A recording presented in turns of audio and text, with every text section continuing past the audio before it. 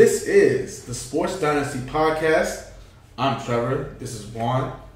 And as always, we're back. Before we get started, like, share, subscribe. We're on iTunes, YouTube, Spotify, iHeartradio, Google Play Radio, Stitcher Radio, at Podcast Dynasty on Twitter. Sit up. Oh, yes, on Twitter. Look at that energy. Be hyped. Be happy. Yes. We're on Facebook, Sports Dynasty Podcast. The group is popping. Check it out. And we're on Instagram, Sports Dynasty Podcast on Instagram. Well, today we're continuing the guide to the NFL 2020, and this week, hence the script. In this episode, we're doing the AFC South. We're almost there. Two more after this. We're almost there. Back on track. The AFC South, which in my opinion was going to be very interesting how the game plays out this year. This was the hardest one to do so far. It was. To me, at least. You don't see it too? It was, because it's like, because we'll talk about it in a second.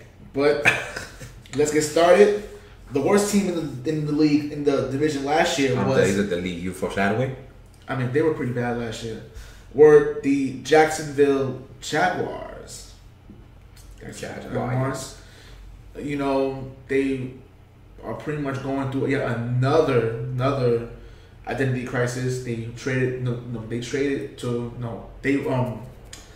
Nick Foles last year, and now he's gone. $80 million, and he's gone. I forgot to write that here. $80 million, and it's just completely gone. But that's neither here nor there. I mean, it's not gone to their wallet. They have to pay for that. Well, of course, yeah, which is ridiculous. They just going through literally 3 years ago, they were like, oh, they may be a serious contender in the AFC. They literally were a one-hit wonder, and now they're back to being trash. And the players, the defense that you have built 5 years ago don't want to be on the team anymore. They're gone already. So let's get started here. Key departures: AJ Bouye went to Denver. Calais Campbell was traded to the Baltimore Ravens. I mentioned before, Nick Foles was traded to the Chicago Bears, but they still have to pay that man. They gotta pay him. So Shad Khan, Tony Khan's with AEW and everything. He's distracted. Yeah, too distracted what's going on with the football team, because this is actually a step 2, 3, 4 steps back. Maybe you should focus on that. But that's neither here nor there. Yeah, but Tom Coughlin trying to kill their players and stuff. But he's gone too. I know, thankfully. Marquise Lee is gone. He's in New England. No, he's not. Wait. He's at home. He opted out. Oh, yeah. Well, he left. He's no longer on the Jaguars. He went to New England before he opted out. You're right. But I'm just going by what they lost and everything. Yeah. I believe that's it. Or there's more people. Some offensive tackle, Cedric Ogbuyi. Their grades suck, so it's okay. Don't worry about it. But they didn't. They got rid of the teams. Oh wow! Well, it's breaking news. Apparently, Ron Rivera has cancer. Oh, that's insane. Oh, damn, that's horrible. That's insane. Which is it's considered treatable because they caught it early, but he might have to opt out for the year because of COVID. He has cancer. He's going to be more susceptible to catching it. Oh, that is horrible. That's it. Yo, the Washington football team cannot catch any breaks. But God bless Ron Rivera. Get well soon. Please get well. Get rid of that cancer. But that's insane. That is insane. That is huge. Especially for a team that's trying to literally find an identity and literally trying to pick it up, turn this thing around, and they possibly lost their coach for the year. That's really bad. Horrible. You know, get well soon, but back to the Jaguars. Yeah, I completely lost my train of thought because that was insane. That was really bad. God bless them. Wow. Anyway, remember, they, like you said, they went through an identity crisis. So everybody that was in that 2017 team is basically gone.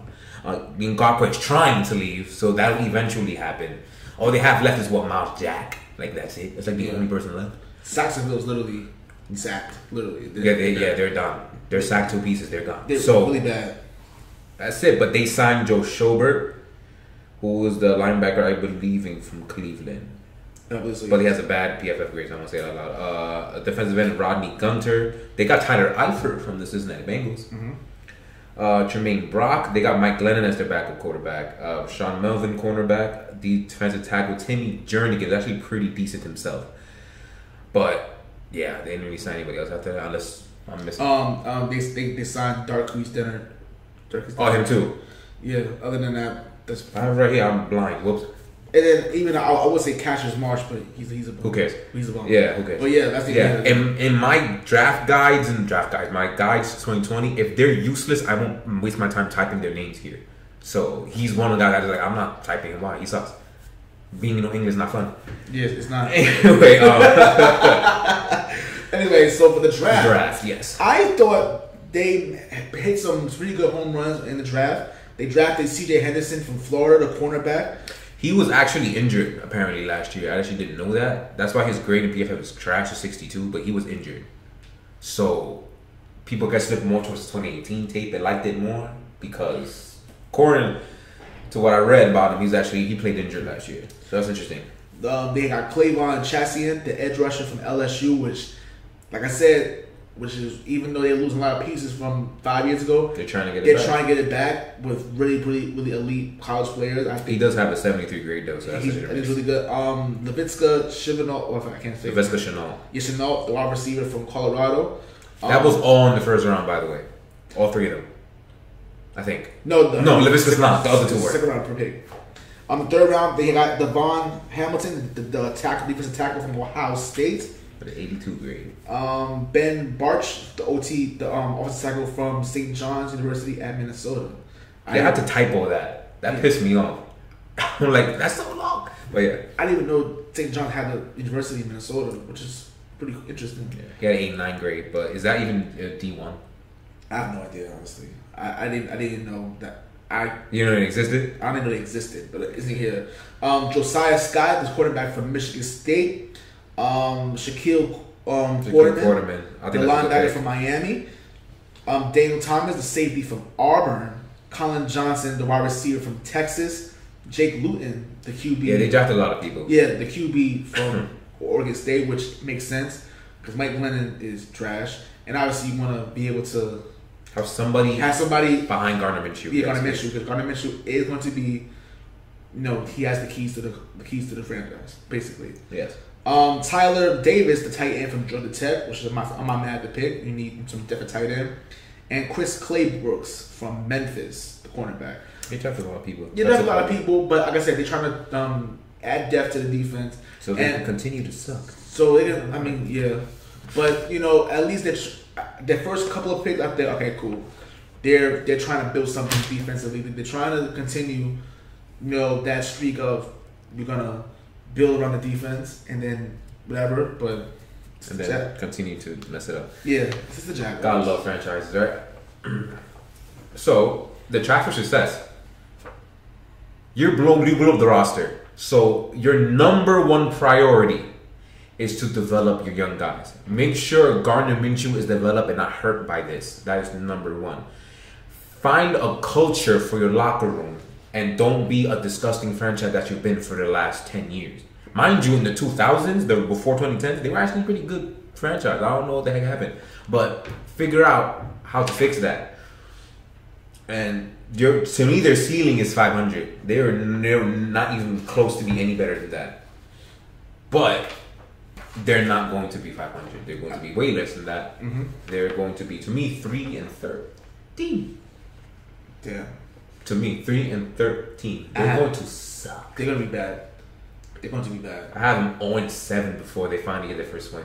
Hey, me too. I had them 0-7. Yeah, literally. Yeah. The first one, yeah. Mm-hmm. Because they're going to split with Houston because they always find a way. They're also going to split with Tennessee, and then they're going to beat Chicago because why not? So, yeah. Literally word for word everything I said. I literally word for word, wrote down. The only difference is I have that 5-11. 5-11 still be bad. They still going to be bad, though. To me, that's a good season that they get that. Yeah, I mean, it's an improvement, but me personally, like you said, culture. That's going to be how, because think of Doug Marrone was almost on fire. Oh, yeah, I forgot. They were 26 in overall offense and 21st in overall defense last year. My bad, forgot like that. Man, culture is going to be very important. That's what it should be about. Doug Marrone, first of all, the fact that players don't want to play there because of what's going on in the front office, your owner wants to be a wrestling fan, which is cool and all, but come on, man, you can't neglect your bread and butter. Jacksonville Jaguars worth more money. Secondly, Gardner Minshew literally fell to your laps by accident. Mm-hmm. By accident. If Nick Foles doesn't get hurt, who the hell is Gardner Minshew? So it's like you want to establish a culture of anything else, like I said before, develop him. I think it's good, but if you don't have the pieces around him or the tool him, it's not gonna work. He's really better than Bortles ever was to me. Yeah, so better than Bortles. And there's Jaguar fans who had the shirts. Blake is good, and I'm like, okay, whatever. But yeah, it's just Doug Marrone. I think Doug Marrone is on his last legs. I'm surprised he's still there, to be 100%. Honestly, I gave him a pass because he was in the conference championship 3 years ago. So I figured that, all right, fine, they're gonna build from that. But when they realized that it wasn't gonna work, and they actually took more steps back, it's like, yeah, that's pretty much it. Once Coughlin was gone, I was pretty sure he'd be gone too, but they gave him another shot. But literally his last game, I think it was the last game. They were gonna fire him, but he won the last game of the season, I believe. But I think he was good as gone. But they let him stay another year. I believe that was yeah. We're taking on the team. We're done. Yeah, so they're done here. My Colts. Your are next. Yeah, 17th overall on offense, surprisingly, and 18th overall on defense. Oh yeah, the grade for Jaguars for their offseason. I gave them a C+. They're starting to find something. So for the offseason grade for the Colts, I gave a B. So they traded for DeForest Buckner, traded their first round pick. So their first round pick was DeForest Buckner, who had an 81 grade. Pretty good. That's arguably their best lineman that's not named Nick Bosa in his 49ers. They ain't trained anybody else, right? They do anything? I don't think so. No, this one. Okay, because I've been missing these. I don't know why. Eric Ebron left. I mentioned last episode the Steelers. They lost Brian Hoyer to the Patriots. It wasn't really a loss though, and some tackle. That's not important. They really didn't lose much, to be 100% honest, right? And he lost Devin Funchess to the Packers. That's not important. He didn't. I remember him playing last year. Key arrivals though, but they were pickups. They did get Phillip Rivers from the Chargers. They did, which honestly it's a huge upgrade. Even though I do like Brissett, but this is a big upgrade.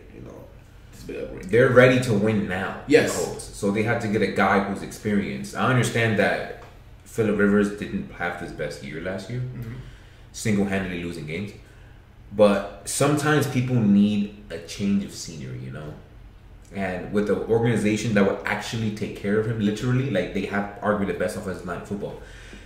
And, with the best offensive lineman in football, arguably, and Quinn Nelson, they'll actually take care of him. So if they were able to limit his turnovers, which, again, they'll be able to, he actually might be a big sleeper pickup for them. But, yeah, we'll get there. They picked up Xavier Rhodes. For some reason, I don't know why. They got Trey Burton, Sheldon Day, Josh Andrews, a center, which whatever, and Roosevelt Nix from the Steelers. And Taymon Wilson. Yeah, so other than that, Expatriate. Other than that, they try to pretty much turn the tool the offensive line. It wasn't already good. I think they're gearing up. They want to gear up and add depth to it, which is good because literally 3-4 years ago they were awful. Yeah, that's hence why Andrew Luck's not playing. Sucks. Yeah, so their draft.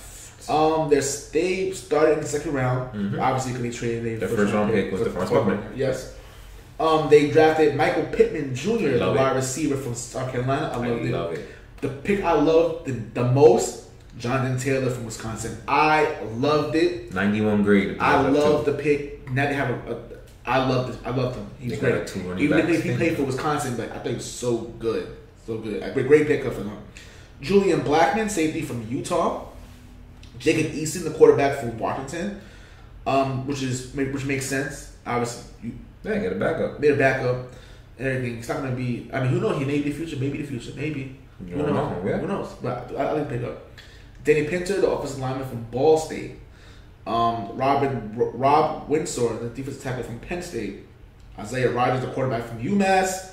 Desmond Patton, the wide receiver from Washington State. And Jordan Glasgow, linebacker from Michigan. That Pittman Jr. was so good because T.Y. Hilton needed a running mate so bad.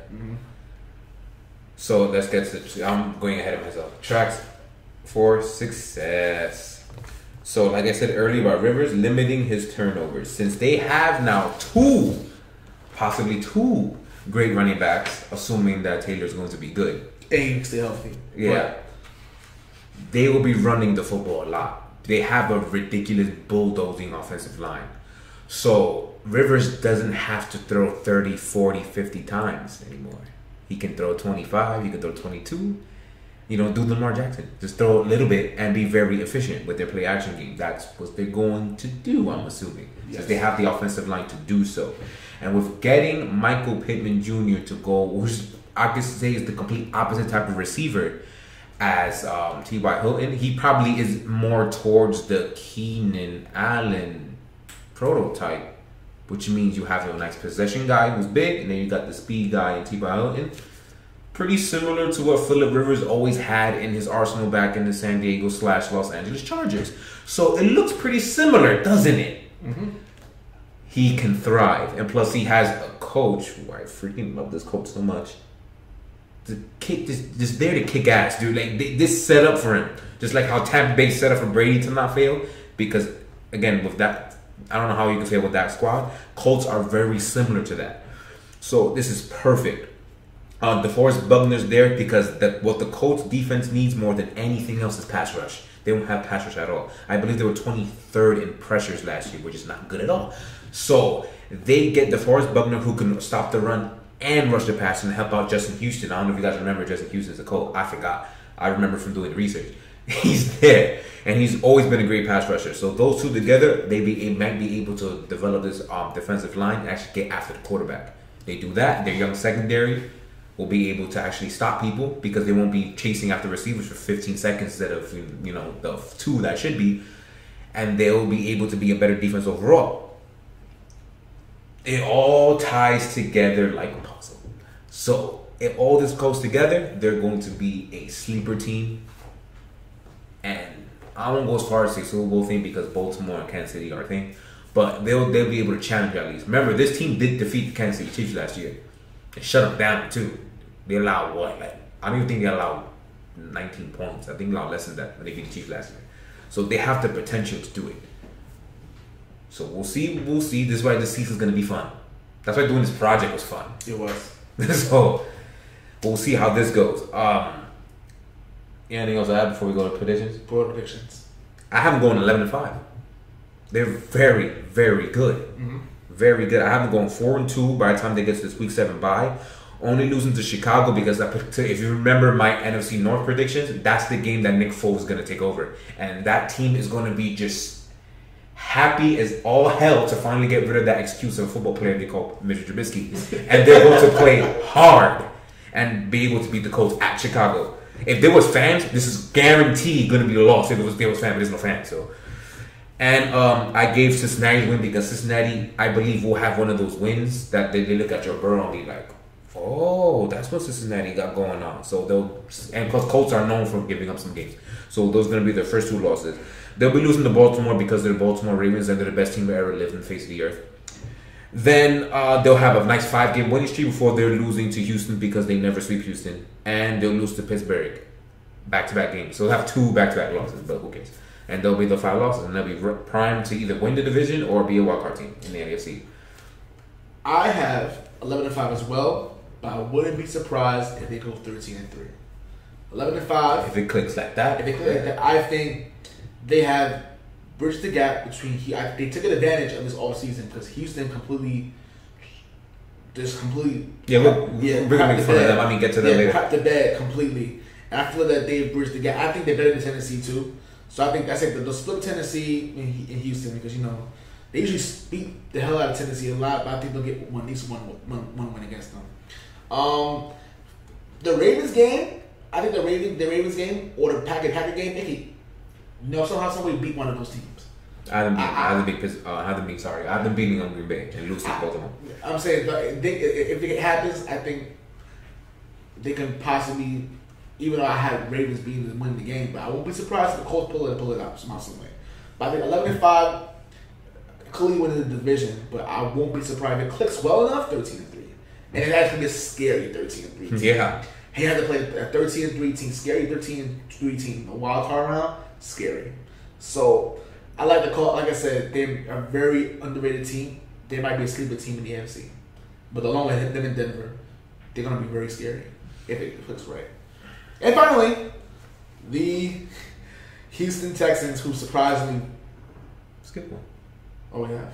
Yes. Oh, the Titans. Sorry, yes. I'm so sorry. They went farther than the Texans, but the Texans won the division. I'm sorry, but Houston, well, technically, they were in Houston, so... yeah, the Tennessee Titans. 10th overall on offense, 12th overall on defense. Very balanced. After they went all the way to the AFC Championship game. Who would have thought?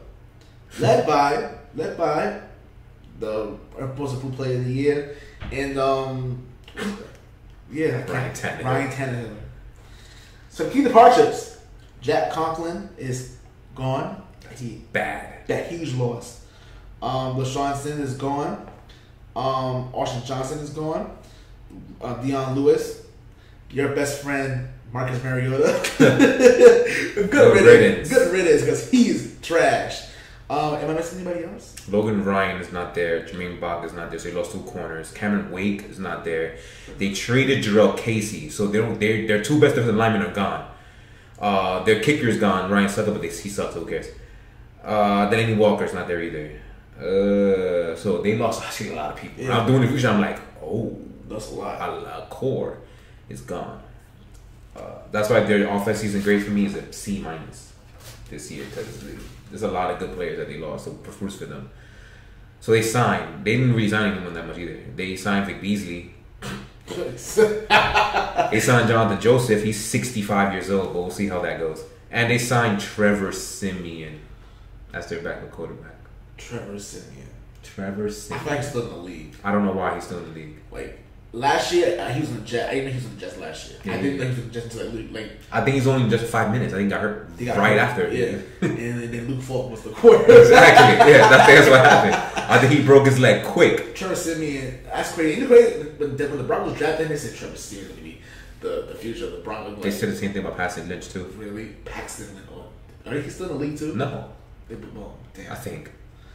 Well, if he's in the league, I don't know. He sucks too. So he's horrific. Simeon's better than him. That says a lot. It does say a lot.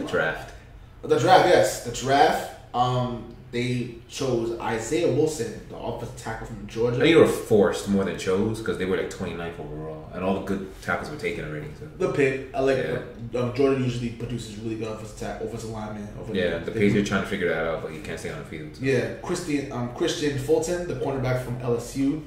Great, 84, pretty good. Darrington Evans, the running back from Appalachian State. I like Appalachian State. You hungry? I am actually. I like Appalachian State. Appalachian State is a pretty cool school. I like them. I wonder if they have good steaks. Have you ever been over there before? No. Do you know where it is? Appalachian State is, I believe, is in Virginia. I actually don't know how to ask. I think it's in Virginia. It's somewhere over there, but no, North Carolina, I believe. I don't know. Google it. I just know that the school was. Let's do the millennium. I watched one of their games, and I'm like, oh, they beat out of They beat Ohio State a couple of years ago. They beat some good team. I don't remember, but they beat someone really, really bad. A huge upset, and I was like, okay, that's pretty cool. And I used to play them at NCAA 14, so I don't know where. North Carolina. Yeah, in North Carolina. Yeah. Laurel Murchison, the tackle from North Carolina State. Okay.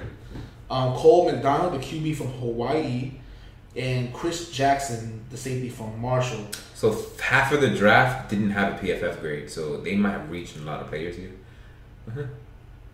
We'll see how they play out, I guess. Keys to success.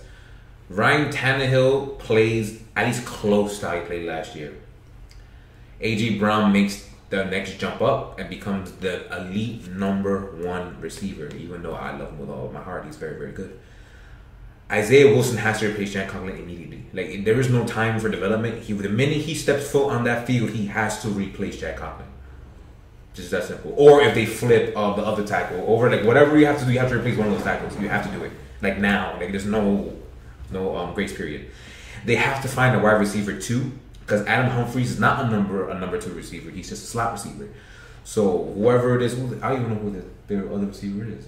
Is it Davis? Corey Davis? I think that's their number 2 receiver. He sucks. So they have to find one, like immediately. And then the biggest one to me, you have to find a way to replace Cameron Wake and Jarrell Casey. Those are two veterans who knew what they were doing, who produced very well. Even Cameron Wake, in his 48 years of age state, was still performing very well for the Tennessee Titans. Like if they're in front of me, they need to find a way to replace both those guys. Otherwise, your defensive line is going to go from pretty good to real quick. Vic Beasley going to have to figure out a way. He can at least replace Cameron Wake because he actually is a decent pass rusher. So if Vrabel, who's very smart and very good defensive coach, if he uses Vic Beasley as a situational pass rusher as he did for Cameron Wake, that's one guy that I replaced quick. They drafted a defensive tackle, I believe. Yeah, and I think they signed one too. If he can at least be half as good as Jarrell Casey, then I think they can manage. But that has to be replaced. Otherwise, your 12th overall defense or 10th overall defense will plummet to like 28th quick because you've lost some defensive pieces in the secondary. Even though they did draft a decent corner, I think, if I'm not mistaken. Or they not. Yeah, Christian Fulton has a lot of love from people. So maybe he might be able to be the one to be the cornerback too, alongside Adoree Jackson. But we'll see. Predictions. Mine is probably surprising to some people. I have 6-10. I'm not surprised. I'm 8-8. Yeah, they're not going to be that They will not be able to repeat the magic from last year. So yeah, mainly Ryan Tannehill won't be that good. Yes. And also, Derrick Henry is on a franchise tag, so I'm pretty sure... They signed him, though. He extended. So he's going to be there for a while. Oh, really? Oh, damn. Yeah, like 2 weeks ago. Damn, realize it. Okay. Sorry about that. Anyway, but... I wrote that down somewhere. As my question said that. But yeah, he got franchise tag, and then he got signed like 2 weeks ago. I mean, so he's good. Better because they're afraid he's going to hold out. But thank goodness they signed him. But he's not going to make a difference. That AFC Championship game was a fluke. It was a fluke run. That's it. That's great. It really was a fluke run. And I appreciate you guys though very much, very very much. Even though you gave me one of my favorite games of the decade. But yeah, I think they go 8-8. They'll split with Houston and Tennessee. I'll never forget that game. It was beautiful. They'll tread water through the season and just completely, that's it. Pretty much 8-8. I have them 6-10. They're gonna start 4-2 though. To me. Before the week 7 bye. They're only going to lose to Denver and Minnesota. Then after, they're going to lose to Chicago at week 9. And then after that, they're going to lose almost every game after that. And win against Cleveland. And that's it. 6-10. They're going to go down. Then they're going to have that wake-up call to try to help rebuild that defense to make them good again. And they're going to regret that Tannehill signing too. Because you give the good, 80 million, something like that, 75 million. Let's move on to the joke or the clowns of the AFC South. I can't believe they won the South Division like 5 of the last 7 years. They really did win a lot. Yeah, but it doesn't mean anything because they suck. But anyway, we have the Houston Texans. They were 14th in overall offense and 19th, surprisingly, overall defense. Now we're gonna have just the elephant in the room for key departures. They know exactly what happened. Yeah, you know what happened. Keep this in mind. That broke the internet when everyone found out that COVID was going to spread throughout the entire planet. That news came out at the same time, and that broke the internet for about 4 hours before we went back to being worried about COVID. Yes. That's how ridiculous that trade was. They traded... Well, T.J. Hopkins is gone. He's in Arizona.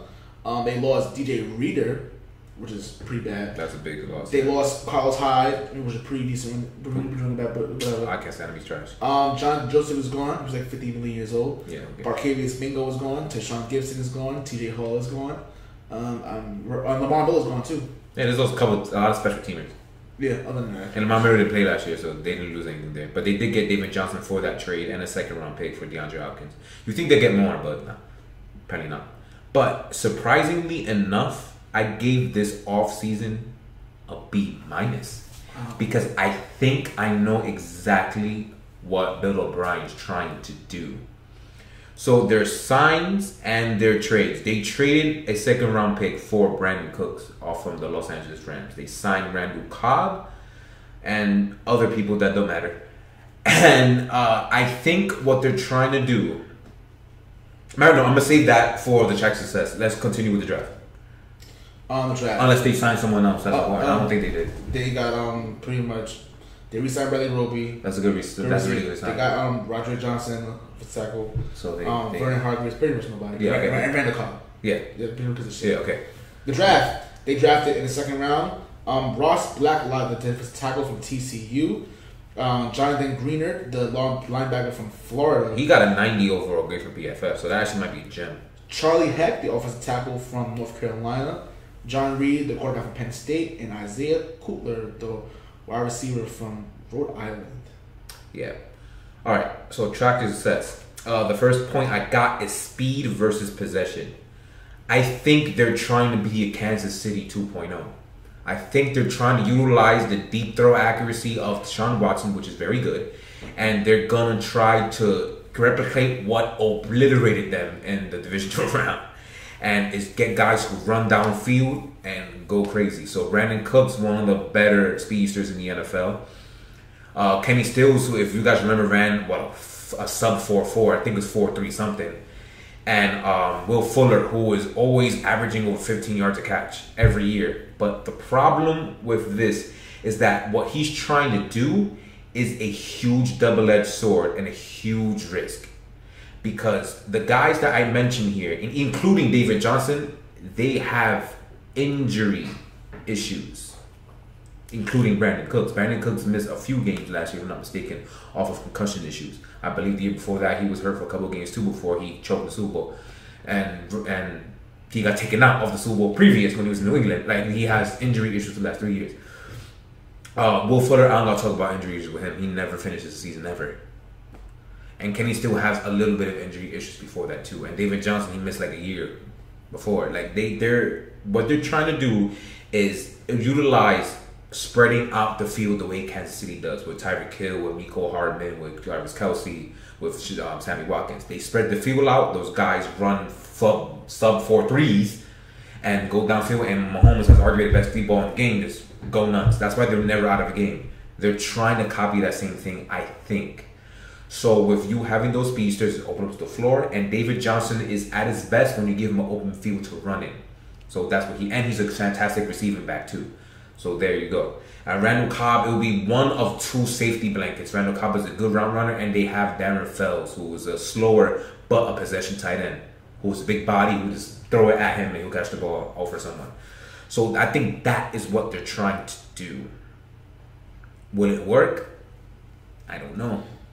This is a huge risk, but if it pays off, they're probably going to win some games. And on defense, it looks exactly the same as last year. The guys they lost, they gained back with younger people. So the only big loss they have is DJ Reader. DJ Reader was a really good player. So I don't think the DTs they drafted is going to replicate what he did. But as long as they play good enough, JG Watt's still there. So, you know what I'm saying? They'll be all right. Willie Merson is still there. So they have some players there. And they re-signed Bradley Roby. So they have a good player in each part of the defense. So we'll see how it goes there. But if their offensive scheme works, and as much as we like to clown and destroy Bill O'Brien, he's actually a masterful coach. The fact that he's been in the playoffs like every year, God knows how, is a part of the reason is not just because his division sucks most of the time. It's also because he coaches with these subpar rosters.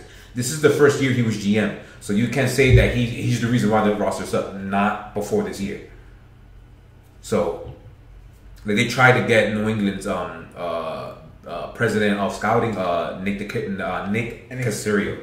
Yeah, but they would say, F that, you're not doing that. So they tried that, so Bill O'Brien wound up hiring himself or something like that to be the GM instead. And this is the roster that he's building. I think he's trying to copy Kansas City Chiefs, and they have the players to do it, but they're not sturdy like the Kansas City Chiefs players are. So